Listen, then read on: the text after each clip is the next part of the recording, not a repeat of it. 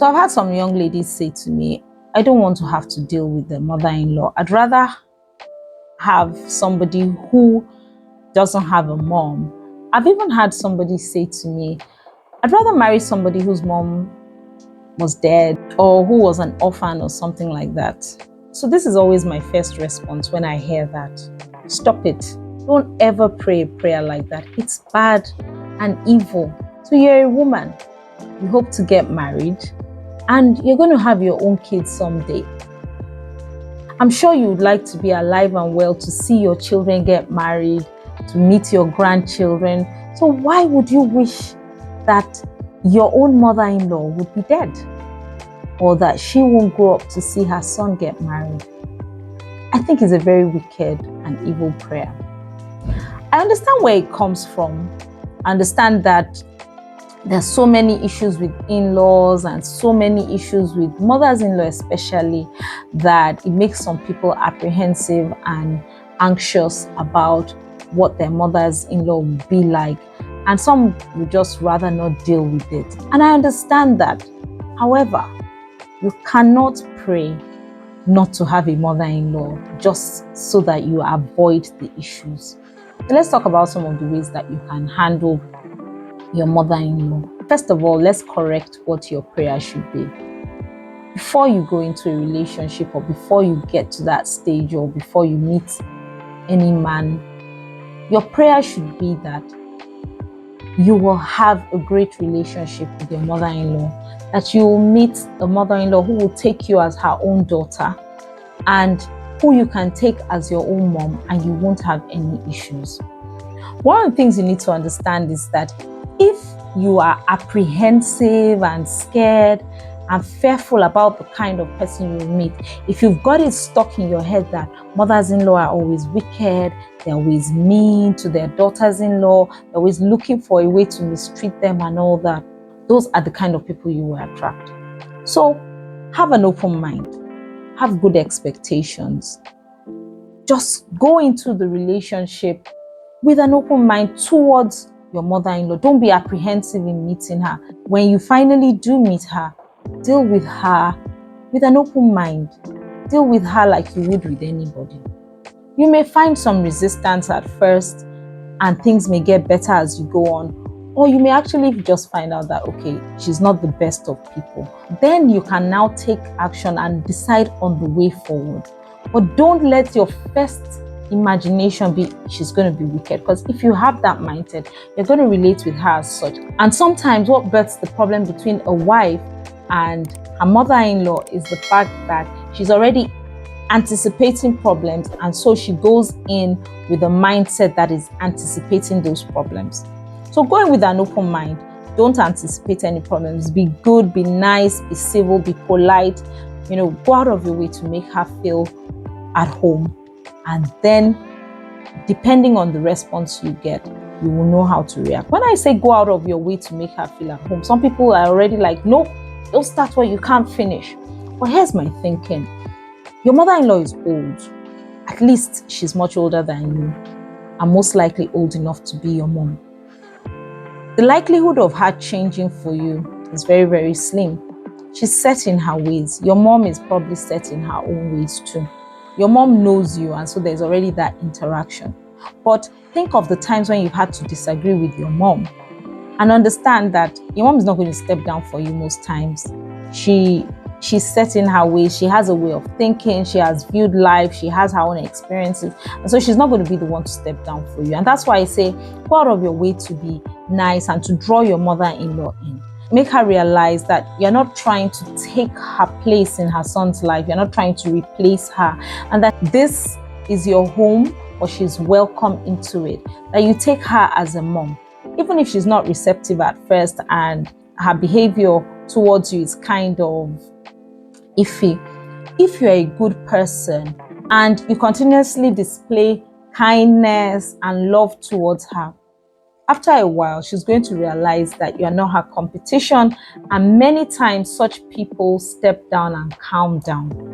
However, a large part of it has to do with the man you marry, and these things you can judge before you even get married. So if you see that a man that you want to marry is too much tied to his mother's apron string, or has to take instructions from her before going ahead with the decision, then you may need to work through that, or that may be a sign that that relationship is not right for you. If you realize that he can't stand up to his mom, even though he agrees that she has done the wrong thing, however, he cannot stand up to her or make his mind known to her, make his stance known to her, then that is an issue. You shouldn't go into that relationship trying to fight the mother-in-law. The mother-in-law in that case is not the problem, your husband is. How do you deal with your own parents? If there's an issue, you find a way to talk to them with respect and with firmness to let them know that, well, I'm an adult now and this is the way things are going to be. If your husband cannot do that, now, you're not the one to talk to your parents-in-law because it could be misconstrued. Allow your husband to, or your fiance or whatever, to deal with his own people.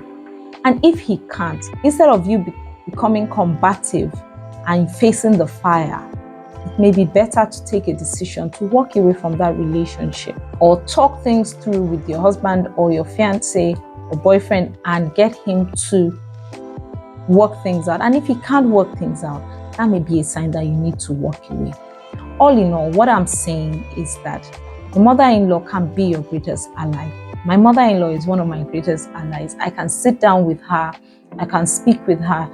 I even speak with her more than she speaks with my husband. If she wants to tell us some things for the family, when she knows she will meet resistance from my husband, she's more likely to speak with me first and get my buy-in before she speaks to my husband. She's a good woman. She's a firm woman. We don't agree on everything, but I'm open-minded towards her. She is my mom. I gained a second mom and she's an ally to me. And that's how you should see your mother-in-law. If she's somebody that doesn't know boundaries, it's not up to you to solve that problem. It's up to her son to solve that problem. So go through your husband and speak with her if you know that she's a difficult person. Over time, when you have formed a relationship with her, you'll be able to pass across your misgivings without it causing any issues. But the way to form that relationship is to treat her with respect, to treat her with a lot of love, to welcome her, to treat her with a lot of grace. And then you will form the relationship. It's not up to you to set the boundaries and do the hard line work. Leave that to her own child because she's less likely to misconstrue what he's doing. Leave him to sort out the issues. And yours should be to grow into her with love, with respect, and with grace. That should be your continuous stance towards her. When you have built that and the defenses are down, you've come to understand each other, then you'll be able to pass across whatever misgivings or issues you have, and she will understand you. She will understand where you're coming from. She's more likely to see it as coming from a good place. But if you start with that at the beginning, you're going to raise her defenses and you will not enjoy the relationship coming up.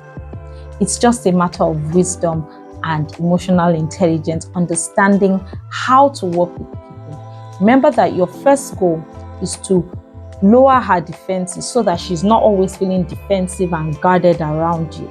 Once you've done that with grace, once you've done that by respecting her, once you've done that with a lot of love and, buying her gifts, welcoming her, just being kind, you will soon find out that she can be your best friend, your greatest ally, and a great asset to you in your marriage. I hope that helped you. Tell me what you learned in the comments below. Remember to like this video, to share it with somebody who will find it useful, and definitely remember to subscribe. Take a look at the description box below to find resources that are useful to you and to join the Valiant Women's Network, which is a community of thriving women where we celebrate one another and carry out activities that can help us grow. Till I come your way again next time, ciao!